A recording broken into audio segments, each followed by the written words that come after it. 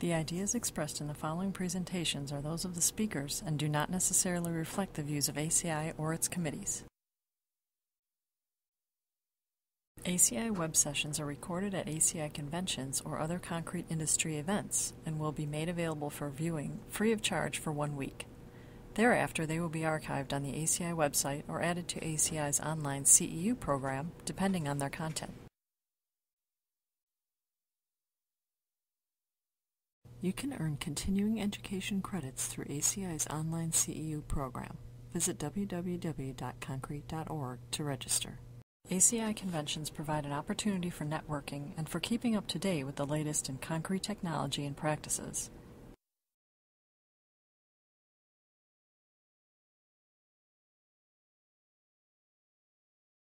Good afternoon, everybody. So we are starting now the second part of the physical salt attack technical session. We are talking about physical salt attack, which is a progressive damage phenomenon of concrete when it is exposed to salt crystallization near the evaporative surfaces. And we are looking at theoretical modeling and experimental aspects and field case studies. In part 1, we have looked at experimental and theoretical aspects. Part 2 will talk about some overview with some field case studies. And by the end of this session, attendees will be able to appreciate the damage due to physical salt attack and will have an idea about how the damage mechanism proceeds with evaluation of field case studies involving physical salt attack and differentiate physical salt attack from chemical sulfate attack. So our first presenter in part 2 session is Professor Doug Houghton from the University of Toronto. Thanks, Mohammed, and good afternoon. Yeah, the reason I'm up here is not because I know anything, but I've been sharing the section on sulfate attack in the 201 durability document, and not specifically dealing with physical salt attack as Harvey Haynes' chapter or subcommittee is working on, but looking at the more general picture of sulfate attack from all angles, and including a short section on physical sulfate attack as opposed to physical salt attack, specifically dealing with the sodium sulfate issue. And the chapter that I'm dealing with, which will be chapter 6 when the document eventually gets out, is we're dealing with a number of things, the sort of traditional sulfate attack that people think about with detronite formation or gypsum formation, the impact of magnesium sulfate, which works a bit differently, the low temperature thomsite sulfate attack. But it also talks about physical sulfate attack, because again, if you've got a sulfate exposure, and typically the way the exposure tables work, you've got to account for all the things that might happen if you're in that exposure. And again, the ACI in 318 has these classifications for sulfate exposure, either in the soil or in the water that the concrete's being exposed to, and they have different concentrations. Now, one of the problems that complicates interpreting this table with physical sulfate attack is the fact that salts can become concentrated by that evaporative reaction. Physical is occurring because you have an evaporation, and the water is being evaporated, leaving the salts behind, so you may start out with a slow concentration, but it's going to build up near the surface. Now, we don't have a good handle on how that happens in these various categories, but that's the way that normally we're looking at with chemical sulfate attack. You'd expect as the concentration went up from S1 through S3 that the attack would get worse. And again, the US 318 document code and the Canadian code are pretty similar in terms of the tables. For each one of those categories, they have different requirements, and they involve two parts, typically a water-cement ratio limit and some limits on the cement types, the limit the illuminates for typical chemical sulfate attack. And again, as has been said, the type of cement has less impact or very little impact on a lot of the physical sulfate attack, but the water-cement ratio limits here are meant to cover off the other issues. You need to keep the sulfates out, and if you can keep the sulfates out, you're not going to have physical sulfate problems or chemical sulfate problems, or at least you'll slow it down significantly. So the water-cement ratios there are sort of indirect indicators of trying to keep the permeability. And so what current standards say, they limit the water-cement ratio And that's because we don't have permeability tests in the standards, at least not here in the US. The Canadian standard uses the ASTM 1202 test and has maximum coolant limits for various exposure classifications. Mainly it's been instigated for the chloride environment, but it could be extended to the sulfate environment. And currently in 318, the most severe category is 0.45 is the maximum water cement ratio limit. And at this, in a lot of the data, and I will show some of this data, some of the historical data, the rate of evaporative transport will diminish at these lower water cement ratios because you've got less capillary continuity, so you've got less driving force, or at least to bring a huge volume of water through. And the CSA goes down to 0.40, and there's some of the evidence from the Sacramento site that 0.40 is better than 0.45 in this regard as well. And typically, as we've already seen, the damage typically occurs just above the ground line. The moisture is coming from the soil, it's being whipped up through the concrete, and then of course it wants to evaporate. And typically this occurs in very arid environments. This is out in the western US. Apparently an older car in the picture. But the evaporation takes place just above the water line where the water is being evaporated and pulling the salts out into the surface. And it progresses. And a lot of times it is a surface attack, but it will be progressive. So what we're saying in this draft intro chapter is a couple of steps. The sulfate salts enter the pore solution, and that can chemically attack the concrete.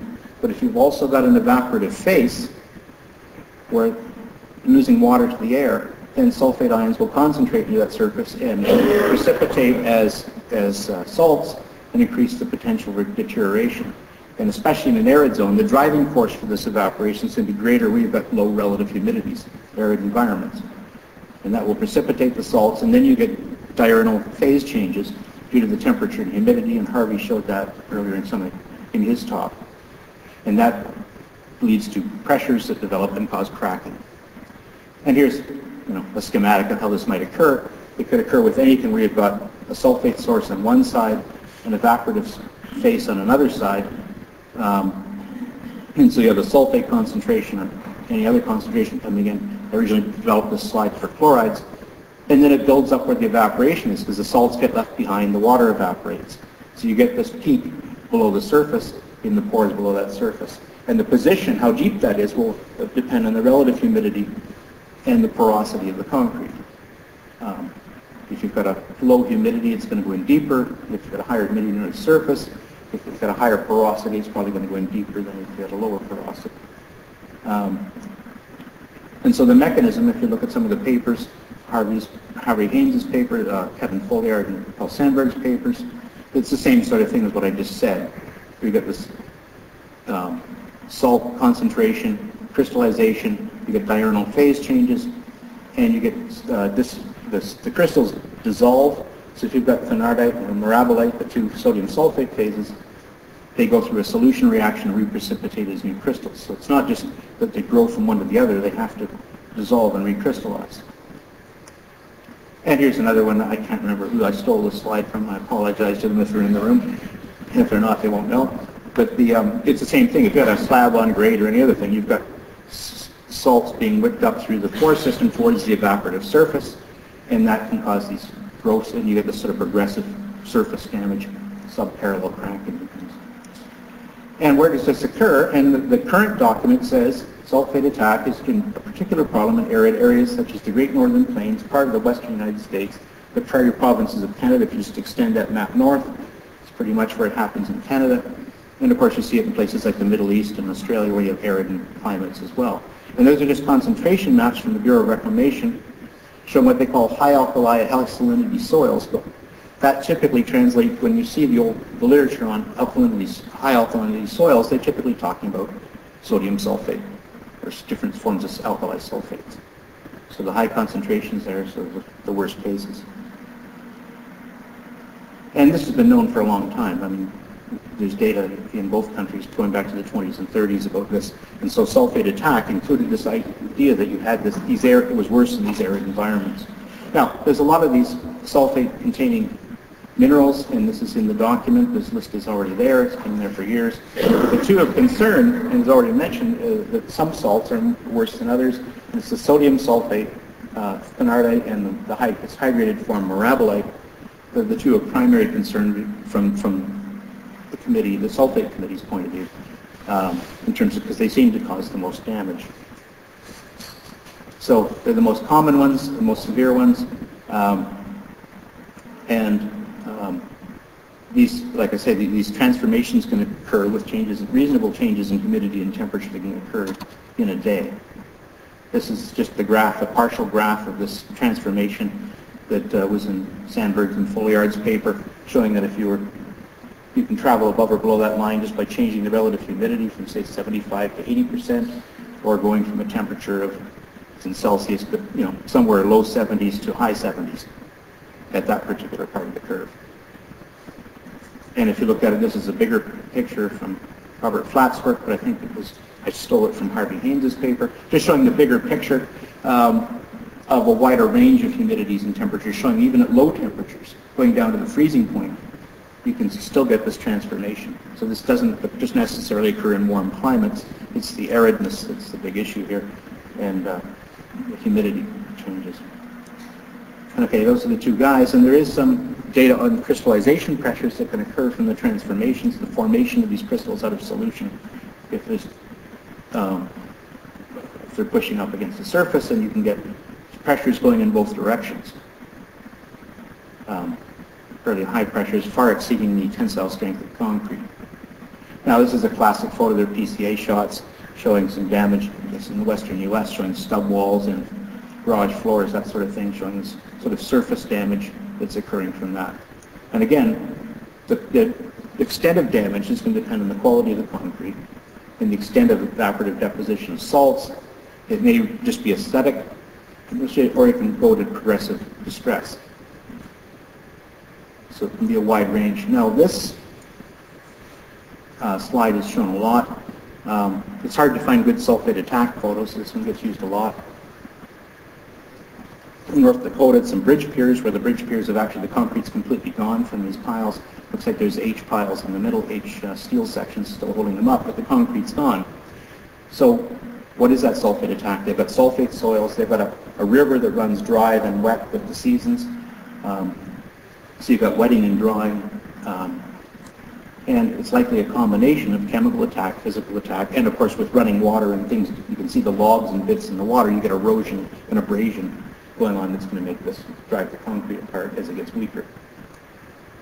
Here's some from South Dakota that I got from Dan Johnson at the Highway Department there, showing some precast piles that were supporting a bridge built in the 60s, and as you can see, the sulfate salt's creeping up the outside, but it's more than, even though it looks like it might be just a surface effect, the concrete was deteriorated to the point where they had to remove it and jacket all these columns back in 2004.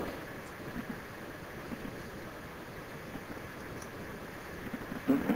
So a lot of the early research that was done by the Bureau of Reclamation and the PCA didn't distinguish between the types of sulfate attacks. It said we've got a sulfate soil, we know that concrete has problems in sulfate soils, so it's recognized early on.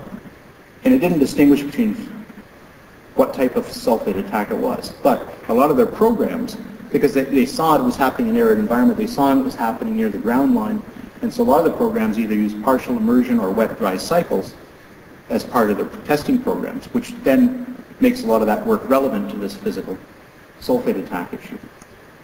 And one of the earliest ones I was able to find was work by the PCA out in Colorado and South Dakota back in the 20s.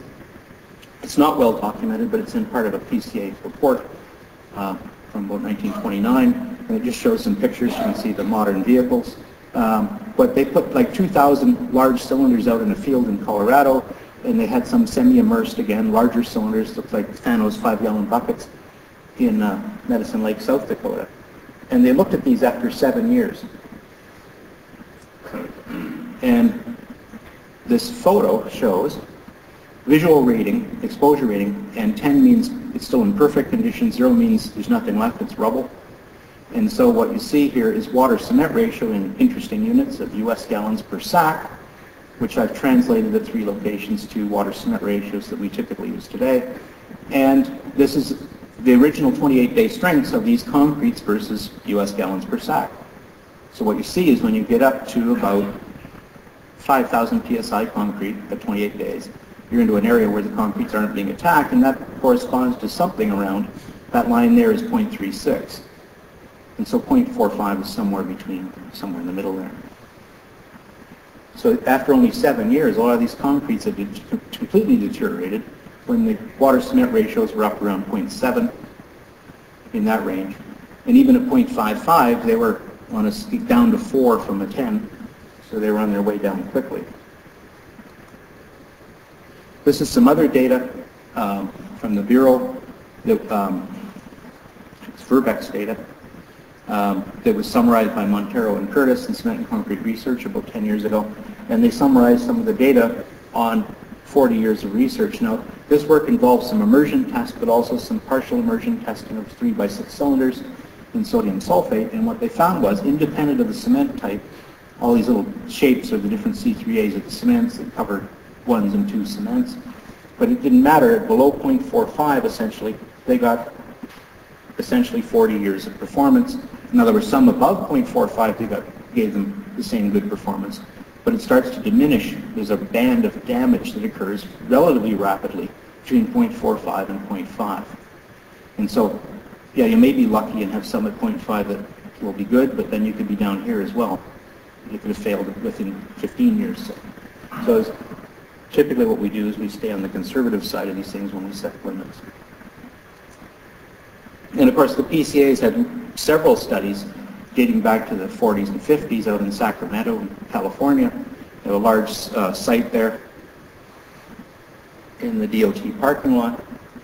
And they lined these things, and they got these tanks typically with 6x6 by 30-inch prisms in there, sitting on 2x4s, and then in a soil that was saturated with sodium sulfate. And they would let them evaporate, and then they'd fill them up halfway, and then they let them evaporate as it gets very arid there in the summer. So anyway, there were studies, there were a lot of papers, and I probably haven't captured them all, but George Verbeck did one in 68, in 10% sodium sulfate. It was a report PCA, and then Dave Stark wrote up several reports. He was summarizing some of the earlier stuff in that one, and then some of the later stuff where they used a slightly lower sulfate concentration. And these beams that are semi-immersed, the smooth side here, these are turned on their edges. This is the bottom side that was fully immersed in the sulfate. The top surface that's eroded here is the surface that was exposed to the drying.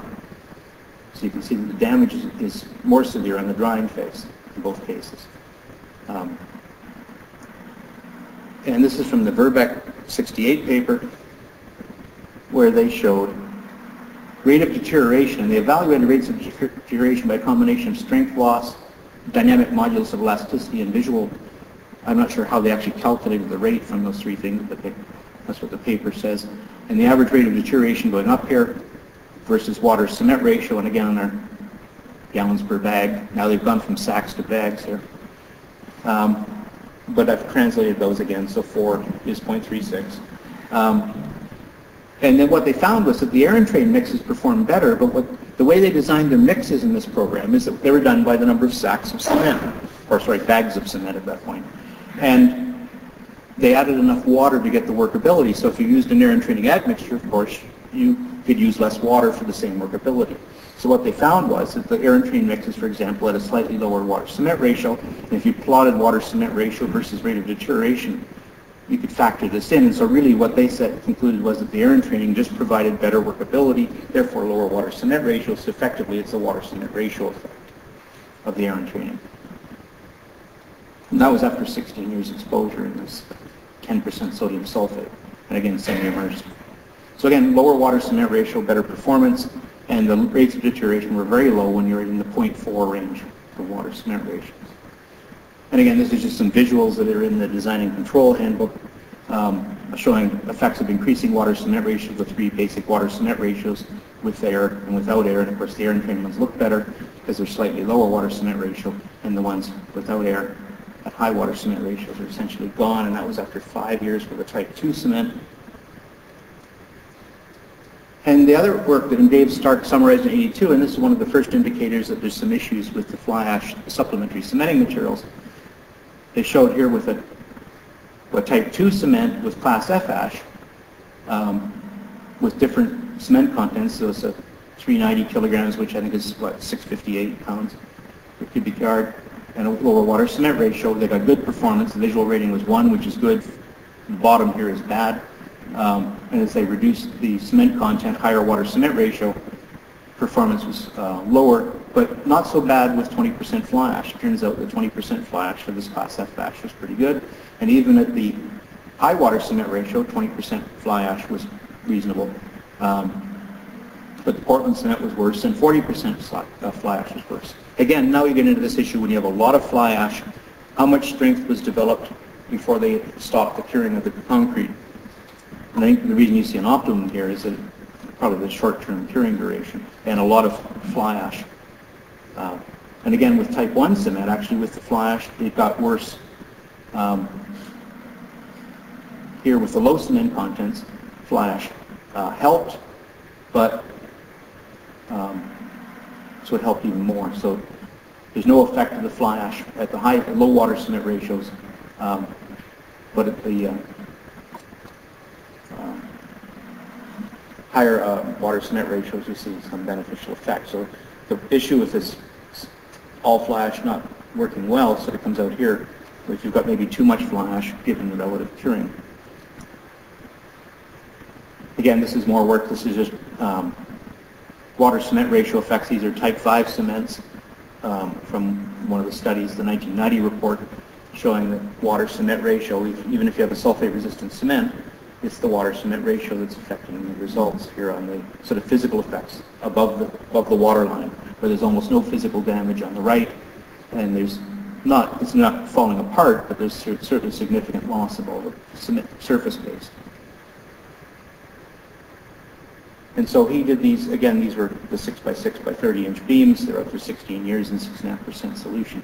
And he published his final report on that site in 2002. And these are just some graphs taken from that report. And I'm going through this because we're citing these in the document, these reports. So this is the basis for some of the thinking. And so we had the 3 water cement ratios, and those are average water cement ratios. They varied plus or minus a little bit. High cement content, low water cement ratio to 0.38. You're seeing deterioration with age. It was over 16 years. But it's less deterioration. It takes longer to get there. 0.47 and 0.68 just deteriorates very quickly, and they were gone after 8 years, completely gone. And they were pretty nasty after, even at the moderate water cement ratio at 0.47 after 8 years. So water cement ratio, here's the data on fly ash. Sorry, 5 minutes? Okay. Anyway, the fly ash, what he showed was with more fly ash, again 40% fly ash, he got worse performance. Again, this probably has to do with timing and how quickly at 28 days, fly ashes haven't done, especially F ashes, haven't done a lot, and it's probably too early to expose them to take advantage of their properties at 28 days. 20% ash, not so much. In fact, slag, the same thing when you get to 40 and 65% slag back then. Even at low water cement ratios, they saw significant deterioration when they immersed them after 28 days. Silica fume, they did some moderate water cement ratio ones, and they saw some, they didn't prevent the damage, but the silica fume seemed to be better. And he concluded that water cementitious materials ratio was the biggest issue, and that salt crystallization was the major mechanism. Now, I wanted to mention this. This is some work from Viorasser out of Argentina, and he did some studies with capillary rise where he put 6 by 12 cylinders semi-immersed in 1% solution for 5 years, and he looked at the damage, and what he showed was the ones with the worst visual rating, the worst is higher here.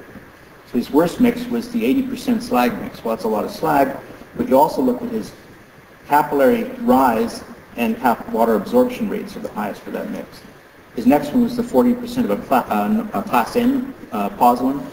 Natural pozzolan was the worst performance. It's also got the next highest capillary rise, along with the fly ash, which has the next highest. Those 3 had the highest capillary rises, and they were the worst performers in the program. And this gets back to what I was saying in the discussion of the first part. It's our own data, and we've seen this in a number of studies. I just picked one. Here's a bunch of mixes at 0.4 water cement ratio. Portland cement type 1 with different amounts of replacements. Same water cement ratio. Coulombs go down, especially with fly ash again, Class F fly ash at 28 days. You don't get it. If we did this at 56 days, that would be much lower. But look at the rates of absorption. They're higher than the Portland cement mix at the same water cement ratio. So even though the coulombs are lower and the chloride diffusions were lower, the sorptions were higher. In fact, they start to be in the same range as sorptions in a higher water cement ratio Portland cement mix. So that sort of leads us to maybe some thinking about sorptivity. And this has been covered, Mohammed talked in the first section, that the air and train mixes at the same water cement ratio work better. And he showed some of the infilling of the voids with these things. So air and training bought them some time, as he said, but not a lot of time. But at least it bought them time, and there's some other things. Now, just to finish up, I've got a program going now. We've started last year. We've got about 47 mixes at 3 water cement ratios, different types of cement, different cement replacement materials. And we've so far just got them up in an unheated building. They're semi-immersed in sodium sulfate solution, 15,000 parts per million, which mimics the worst case in Alberta. And we're seeing capillary rise here and crystallization of salts, but we're not seeing any damage of the 0.4 and 0.5 mixes after 1 year in this environment. But we just put the 0.7 mixes in November, so we haven't had a chance to see any damage there. But I hope to have more to report in the future on that work. So if we want to prevent this, we need to reduce the permeability, reduce the water cement ratio, as Stark said. And typically we use the water cement ratio limits to relate that to low permeability, as we do it indirectly. Now we could be using a performance test, but we're not there yet at 318. And Stark's data showed his conclusion in 2002 that a 0.40 greatly improved performance in sodium sulfate due to the physical attack, while a 0.55 gave them reduced durability. I think the sorption effect from a number of places, maybe the impact of the SEM effects. We're seeing mixed reactions, mixed performance of the SEM mixes. It could be due to the pore size distribution issue, as Mohammed talked about, or it could be due to this difference in sorption, where the sorption doesn't mimic the reduction in permeability. And so it'll be interesting because there's a lot of work that I think will come out and hopefully work here. And so I'll finish off with that, same slide as the beginning. So we need to use low water cement ratio. Air entrainment will buy time, and I'm thinking if you had a moderate sulfate exposure and air entrainment, it may buy you enough time.